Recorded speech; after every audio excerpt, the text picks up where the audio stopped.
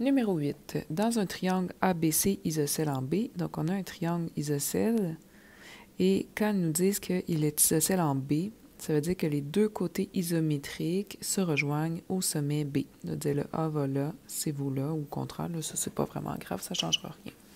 Le rapport mesure AB-AC, donc mesure AB-AC, est dans un rapport 4 pour 1.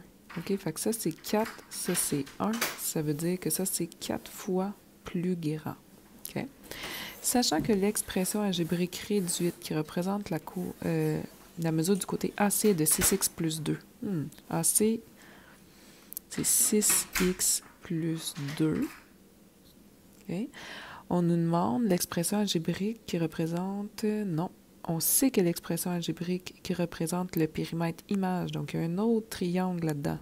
Image, je vais le mettre égal, parce qu'on ne sait pas s'il est plus grand ou plus petit pour l'instant. OK, donc mon A', B', C', ce que je sais dessus, c'est son périmètre. Le périmètre serait de 27x plus 9. On nous demande de trouver l'expression algébrique réduite qui représente la mesure de B', C'. Donc, B', C', on nous demande ce côté-là. Donc, c'est bien d'organiser nos informations avant de commencer à faire nos maths. Fait que je repars. Ça a l'air que ce côté-là est 4 fois plus grand que celui-là, parce que c'est un rapport 4 pour 1. Okay? 4 fois plus grand. Donc, le côté AB mesure 4 fois 6x plus 2, ce qui fait 24x plus 8. Vu que le triangle est isocèle, ce côté-là aussi vaut 24x plus 8. Pour savoir à quel point le triangle image est plus grand ou plus petit, il faudrait que je puisse comparer les périmètres. Pour le périmètre, j'aurais 24x plus 8, plus 24x plus 8, plus 6x plus 2. Okay? Donc, 24x plus 6x, ça donne 48 plus 6, ça fait 54x. Donc, périmètre ici, 54x.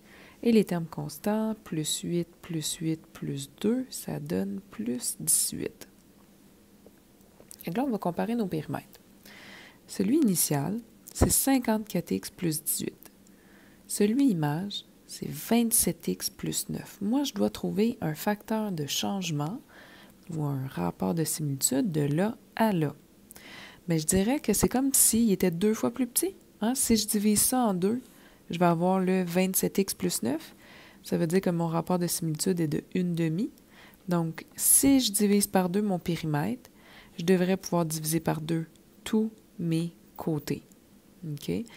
Donc, je vais aller faire ça. 6x plus 2 divisé en 2, ça donne 3x plus 1. Ce côté-là divisé en 2, ça donne 12x plus 4. L'autre côté, vu que c'est isocèle, ça me donne aussi 12x plus 4. Là, on aurait déjà notre réponse de 12x plus 4, mais on devrait aller vérifier si on a vraiment un périmètre de 27x plus 9. Donc, 12x plus 3, ça fait 24, 25, 26, 27. Ça marche pour les termes en x. Plus 4 et plus 1, ça me donne plus 9. Yes, ta réponse, là, c'est ça ici. Ton côté vaut 12x plus 4, la mesure de B', C'. Donc, si on résume ce problème-là, il y avait du stock dedans.